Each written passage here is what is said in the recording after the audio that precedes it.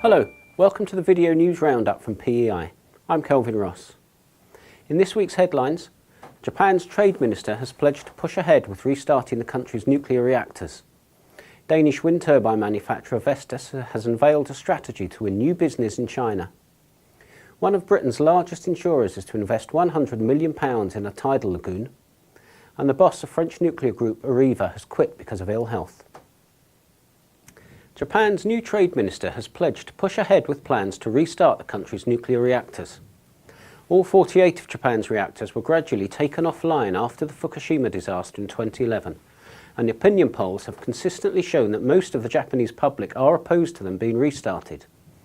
However, Trade Minister Yuichi Miyazawa said this week that atomic power is an important baseload energy source for Japan's future.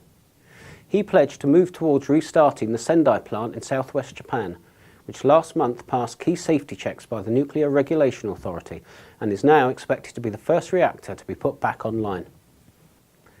Danish wind turbine manufacturer Vestas is planning to boost its market share in China by using more domestic manufacturers. Vestas currently lags behind Chinese producers, and this week it said that it will look at much more tailored offerings and would seek to use local manufacturers and suppliers for some components. Foreign wind turbine manufacturers only account for between 1 and 5% of the market share in China. Vestas is currently the 11th biggest supplier in the country, while the top 10 are all Chinese firms. To try to make up the ground, Vestas plans to make its V110 and V100 models for low and medium wind sites at its plant in Tianjin. Vestas could also be aided by a wave of consolidation in the Chinese wind market, which could cut the number of domestic companies by 2/3 in the next 5 years, according to the Chinese Wind Energy Equipment Association. One of Britain's largest insurers is to invest £100 million in the construction of a tidal lagoon in Wales. Prudential believes that the 320 megawatt plant in Swansea Bay could generate as much as 8% of Britain's electricity.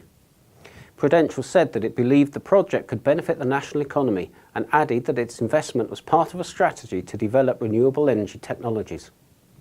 Mark Shorrock, the chief executive of Tidal Lagoon Power, said that securing the backing of such a world-renowned investment institution marked a milestone for the project, and he added it was also a clear endorsement for attempts to introduce tidal lagoon infrastructure into the UK's energy mix.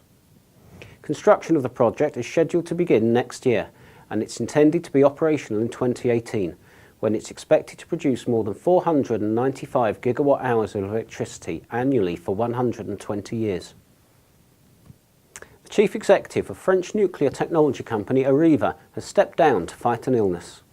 Luc Orcel has been at the helm since 2011, but he said this week that he had no choice but to hand over his responsibilities and had chosen to take a leave of absence in order to pursue medical treatment. The nature of his illness is not widely known.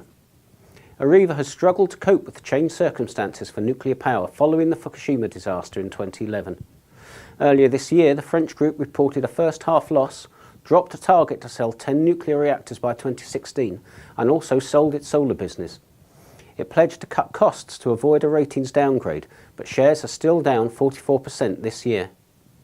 Mr. Orcel's contract was already due for renewal at the end of this month, with the French government adopting a new management structure for Areva, and sources close to the situation said he may have been replaced in the reorganisation.